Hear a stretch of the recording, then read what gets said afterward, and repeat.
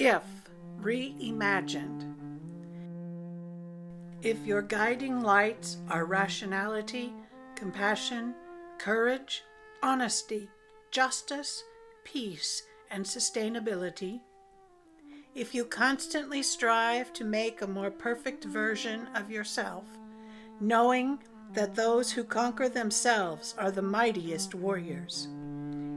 if your every action is guided by the belief that self-actualization dwells in the mind,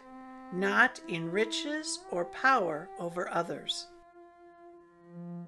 If you are awake enough to perceive that muscle, cunning, fear, and selfishness are in control of contemporary human affairs. If you realize that the enemies of humanity are conscienceless people possessed by an insatiable lust for money and power. If you see that, at the present stage of human development, no country is ruled by free and self-governing people. If you watch the things you gave your life to, broken, and stoop and build them up with worn-out tools, if you do not sweat and whine about your condition, nor lie awake in the dark and weep for your sins, if you do not kneel to another, nor to your kind that lived thousands of years ago, if you take off your hat to nothing known or unknown, nor to any person or number of persons, if you can overcome vivid hopes and fears and endure painful uncertainty,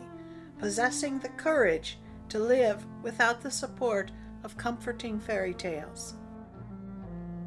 If you lay not up for yourself treasures upon earth while people elsewhere starve for bread,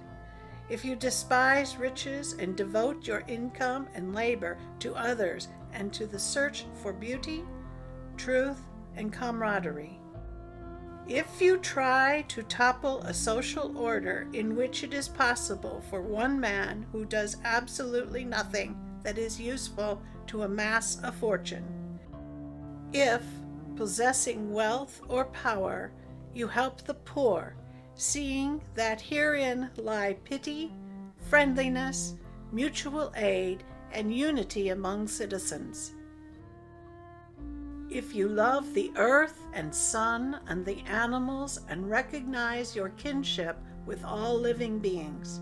if you see that no human, animal, plant, or microorganism is an island entire of itself, and that we are all part of a single interdependent web, if you can overthrow in your own mind the 2,500-year-old baseless propaganda against direct democracy, if you hate tyrants and believe that poverty in a direct democracy is as preferable to so-called prosperity under despots as freedom is to slavery, if you live by the adage that freedom is the sure possession of those alone who have the courage to defend it, if you tragically concede that the tree of liberty must be refreshed from time to time with the blood of patriots and tyrants,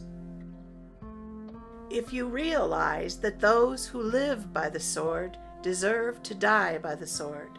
if you act upon the belief that war, violence, and cutthroat competition are not only odious but obsolete, a leftover from an irrational past,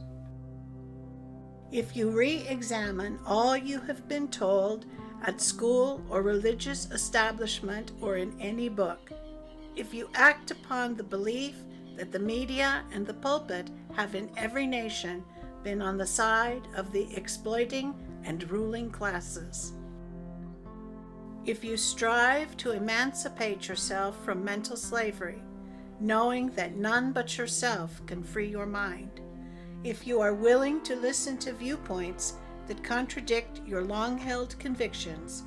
letting go of such convictions when presented with conclusive evidence against them, if you follow the dictates of your conscience, not the dictates of authority figures, if you are in possession of unquenchable curiosity and a love for truth and beauty, if you never forget the higher purposes of life and your own human dignity, if you trust yourself to judge a cuisine, a work of art, a scientific doctrine, an ideology, a book, instead of merely parroting the opinions of others, if you size up people by the content of their character, kindness, rationality, and actions, not by such meaningless things as empty slogans or color of skin, if you do not let the spellbinding, reactionary rhetoric of enchanting wordsmiths sweep you off your feet, if you see that the wise person belongs to all countries, because the home of a great mind is the whole world, then, my friend, you come close to reaching your potential as a human being, and your very soul shall be a great poem.